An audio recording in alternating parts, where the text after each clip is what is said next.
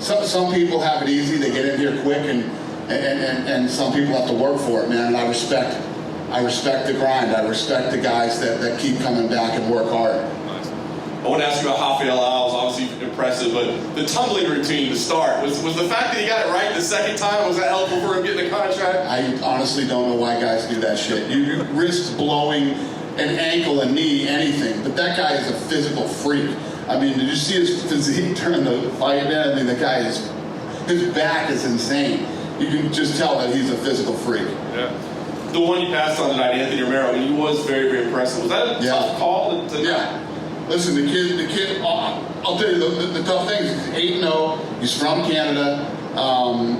He was in a tough fight against a really tough guy.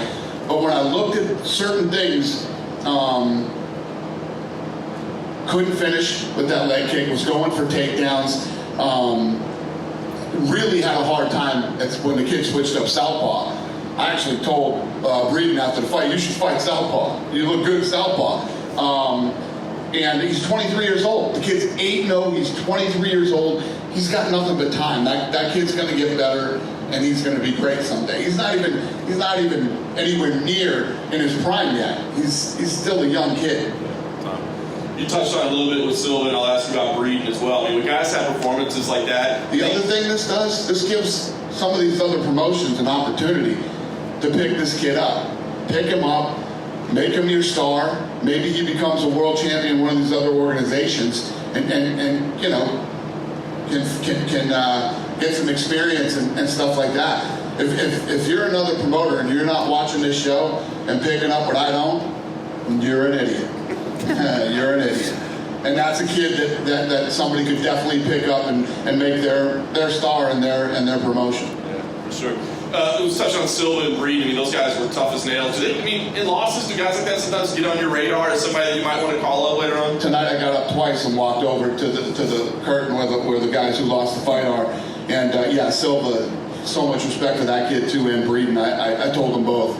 The matchmakers see that stuff, and when guys fall out and we have late minute replacements and stuff, those are the first guys that pick up the phone and call without a doubt. You've got a busy week. I want to ask you about speaking on Thursday. What are you planning on doing with your speech? Obviously, you've done it before. Give us a preview of what we can hear from you. You'll have to tune in Thursday and find out. I'll let it speak for itself. I leave tomorrow night, and I don't know. You've been loyal to Trump for a long time. Obviously, it's a weird time in our country. Did you think at all about maybe sitting this one out with as divisive as things are in politics right now? No, that shit doesn't bother me. Listen, this is America. Everybody has their own opinions and their own choices. I know that sometimes people go after you because of whatever, but everybody knows me. Everybody knows what I'm about, and I don't know. Talk to me after the speech. But do you worry? I was going to say, do you worry that people automatically assume that by you speaking, you sign off on everything he does? I don't give a shit. No, I don't care what people think of me or what they think. The people who know me know who I am and know what I'm about.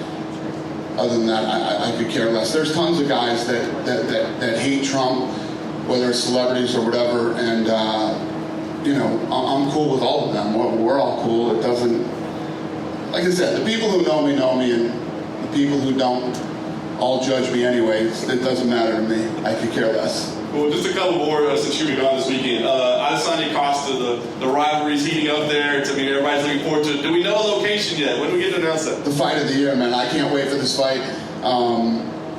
I keep talking about it.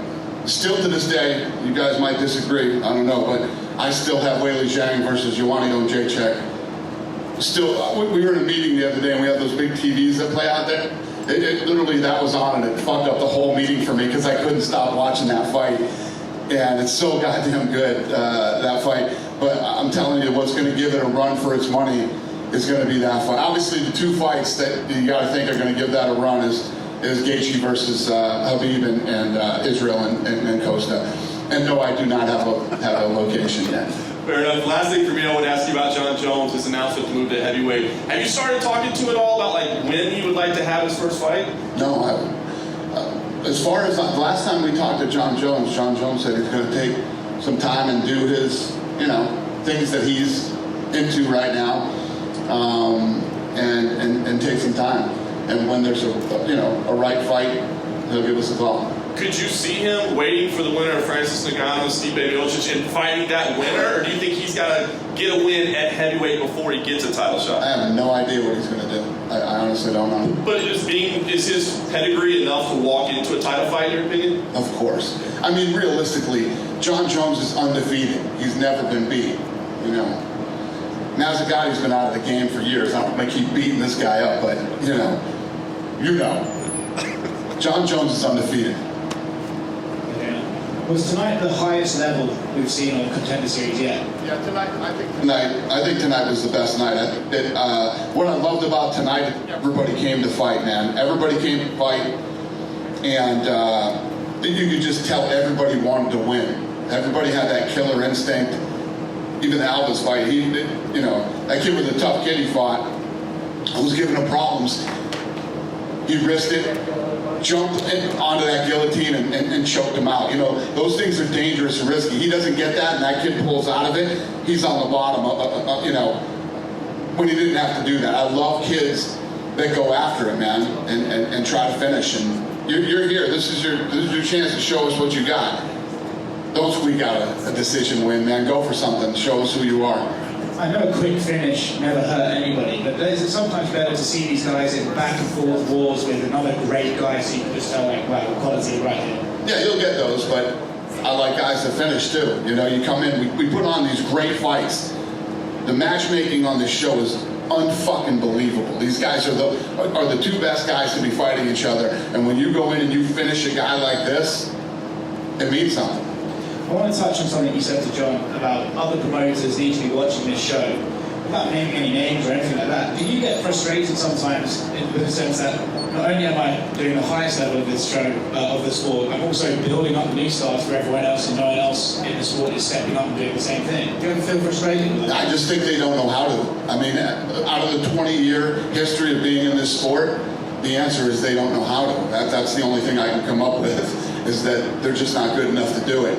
So, everybody waits until somebody gets let go here and they pick them up. But yeah, that would be a smart thing to do, is, grab that 8-0 Canadian kid and build him. That's the other thing they're not very good at either.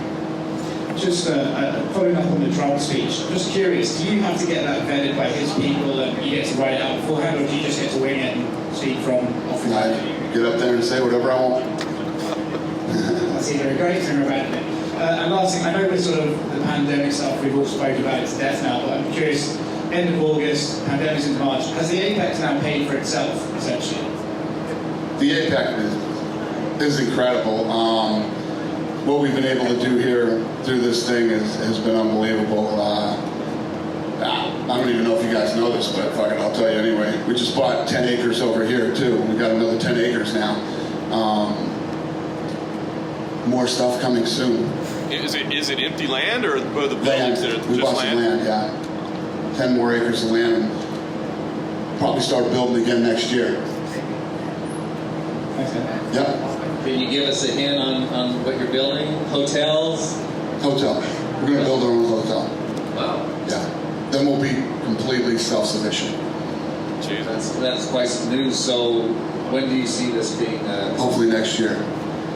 Depends on how this crazy shit, what happens here in the next whatever. But obviously, with what's going on right now, our own hotel would pay for itself real quickly.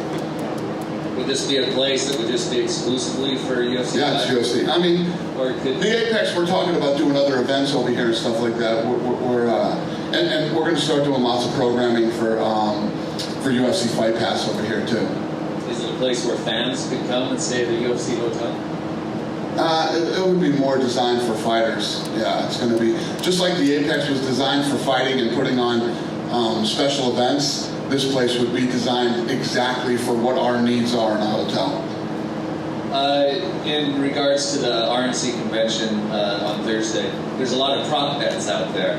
Yeah. Speech. Yeah. And one of them is what color of shirt you're going to wear. Yeah. Everybody think the white is the most, red is the long shot. Yeah, I saw comments with people like, it's going to be black. Can you tell us so we can make a little bit of money? I don't want to fuck up all the bets that people made already. Good luck, everybody. Has having an association with Trump, has that helped get the UFC going again during this pandemic? Did that help? I think Trump's been very pro-business, and not just us, but, I was part of that task force that he put together, and literally every major sport in the United States was a part of it, and he did a great job with that. He was instrumental in helping all of us come back, and very supportive. Did the White House or Trump have anything to do with helping you get Fight Island going? No. Fight Island was we did that, with the guys in Abu Dhabi. Look forward to the hotel. Me too. Thanks. And this year was the first season that Mexican fighters came to fight here in the Contender Series. And at some point you talked about having a Contender Series in Latin America. You still have that plan? You got another mic? Hey, mic guy. You the mic guy? This thing isn't working too good. He's on the phone. Will there be a casino in the hotel? No. You know I'm a sick man, right? You know that. That's all I need. Yes. The answer is yes, and we're working on a PI too. We're working on a PI too down there. We had a spot picked out for the PI in Mexico City, and then some stuff went on with the landlord, and the whole deal fell apart. And then the world fell apart. So we'll get our shit together when the world gets its shit together. And I noticed that Jair Rodriguez was here with Alejandro on this night. Did you get to see him in these days, or he went through PI or something? What was the question? That Jair Rodriguez was here. Jair Rodriguez was here. Yeah, no, I didn't see him when he was here. Just funny for me, Kelvin Gastelum is saying that he wants to fight twice this year. He's looking for a fight late September. Has he asked you for those fights, or did you see him fighting twice? Kelvin Gastelum says he wants to fight twice this year. Okay. He wants to fight twice this year. That's a tough one. I don't know. I love watching Kelvin Gastelum fight. I mean, if he could fight twice this year, we would do it. I don't mind turning guys around quickly, so if he can do it, we'll probably pull it off. But where he sits in that division, you have to have two guys for him to fight this year. He's not like not one of the top guys in the world. He's one of the top 15 guys in the world. So I don't know if we can make two fights for him by the end of this year, but give it a shot. And just finally, Saturday, you said probably Dustin's going to fight Tony. You see that fight happening the same night as Habib and Justin, and you like an elimination for them? Probably. I think so. All right. Do you have any update about Anderson Silva? It's going to be his last fight? Yes, it will be his last fight. He agreed. He said yes, it's going to be my last fight. Yeah, it's his last fight. My last question is, Tyron Woodley against Colby Covington is going to be here in Vegas? Tyron Woodley versus Colby Covington. Is that here? Yeah. Did we not announce that yet? No, we did. It's in Vegas. We did. Another location. Okay. No, it's in Vegas. That's in Vegas. Anything else? Cool. Thank you. Thank you, guys.